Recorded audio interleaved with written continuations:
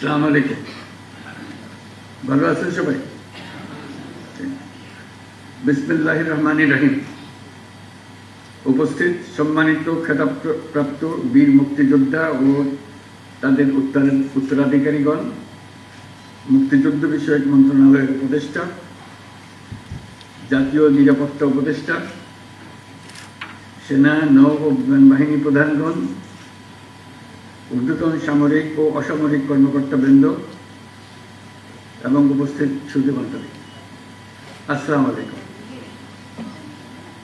1971 সালের এই দিনে আমাদের সশস্ত্র বাহিনীর অকুতোভয় সদস্যবৃন্দ এবং বাংলাদেশের আপামর জনসাধারণ সম্মিলিতভাবে দখলদার বাহিনীর বিরুদ্ধে সমন্বিত অভিযান সূচনা করে।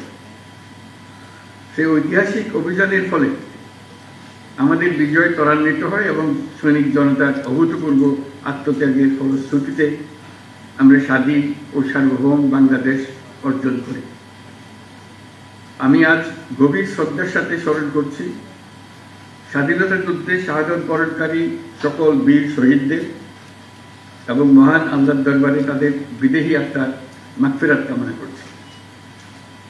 আমি সকল বীর মুক্তিযোদ্ধা পরিবারের সদস্য এবং সম্মানিত যুদ্ধাহত বীর মুক্তিযোদ্ধাগণের প্রতি আন্তরিক শ্রদ্ধা জ্ঞাপন করছি। তাদের পরিবারে অনেকে আজকে উপস্থিত আছেন, তাদেরকে আবারও সালাম জানাচ্ছি। একই সাথে আমি গভীর শ্রদ্ধার সাথে স্মরণ করছি জুলাই শহীদদের।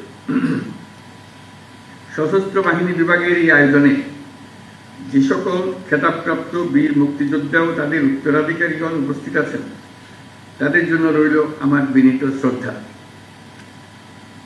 মুক্তিযুদ্ধ বাংলাদেশের ইতিহাসের সর্বকালের সর্বশ্রেষ্ঠ ঘটনা, যার ফলে পৃথিবীর মানচিত্রে বাংলাদেশ একটি স্বাধীন সার্বভৌম রাষ্ট্র হিসেবে প্রতিষ্ঠা ও পরিচিতি লাভ করেছে। দেশ স্বাধীন করার মহান ব্রত নিয়ে 71-এর 25শে মার্চ রাত থেকে বাঙালি সেনারা সেনানিবাস ত্যাগ করে সশস্ত্র যুদ্ধে ঝাঁপিয়ে পড়েন। একই সাথে এই দেশের কৃষক, শ্রমিক, ছাত্র জনতা, সাধারণ মানুষ সকলেই যা কিছু আছে তাই নিয়ে যুদ্ধে অংশ নেওয়ার জন্য এই যুদ্ধে একটি জনযুদ্ধে রূপান্তরিত হয়। মহান মুক্তিযুদ্ধকে সাংগঠনিক রূপ দেওয়ার জন্য এক পর্যায়ে যুদ্ধরত সকল বাহিনীকে বাংলাদেশ ফোর্সেস নামে সংগঠিত করা হয় এবং সমগ্র বাংলাদেশকে 11টি সেক্টরে ভাগ করে অসম সাহসিকতার সঙ্গে যুদ্ধ পরিচালিত হয়। তৎকালীন পাকিস্তান নৌবাহিনীতে কর্মরত বাংলাদেশি সাবমেরিনার ও নাবিকদের সমন্বয়ে গড়ে ওঠা মুক্তিযুদ্ধের নৌ কমান্ডো দল অপারেশন জ্যাকপট নামে দুঃসাহসী আক্রমণ পরিচালনা করে বিভিন্ন নদী বন্দরে খাদ্য রসদ বোঝাই শত্রু জাহাজ ডুবিয়ে দেয় এবং বিমান বাহিনীর সদস্যদের নিয়ে গঠিত কিলো ফ্লাইট চট্টগ্রাম ও নারায়ণগঞ্জের জ্বালানি ডিপো সহ বিভিন্ন গুরুত্বপূর্ণ স্থাপনায় সফল আক্রমণ পরিচালনা করে। এইসব দুঃসাহসী অভিযান আমাদের মুক্তিযুদ্ধের ইতিহাসে চিরকাল পরম উজ্জ্বলতায় উদ্ভাসিত থাকবে।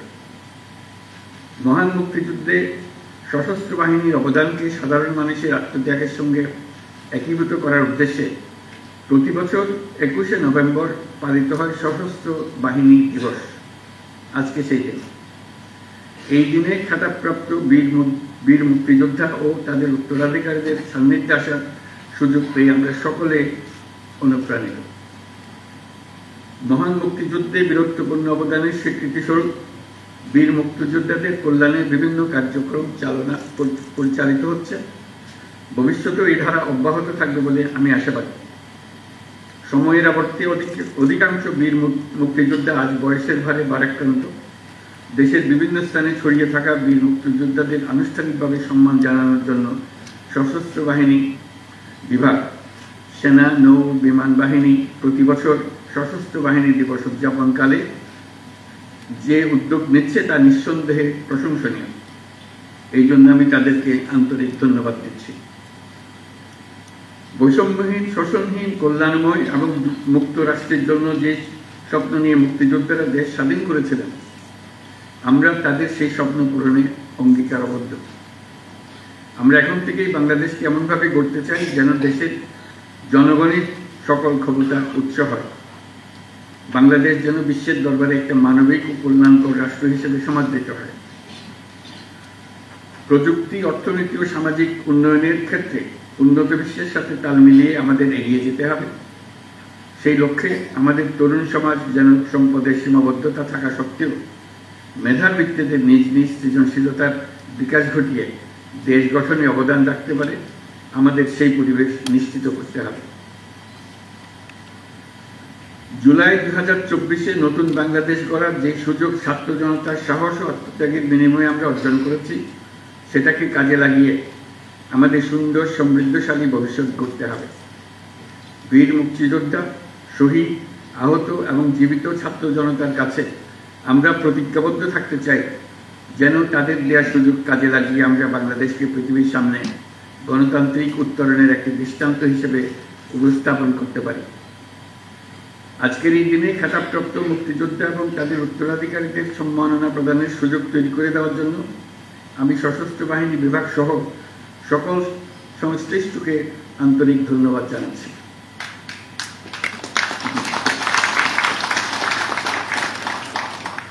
পরিশেষে আমি সকল বীর মুক্তিযোদ্ধা এবং তাদের পরিবারবর্গ সহ সমগ্র দেশবাসীর সুখ, শান্তি ও সার্বিক মঙ্গল কামনা করছি। মহান আল্লাহ আমাদের সহায় হন। ধন্যবাদ। খুদা হাফেজ।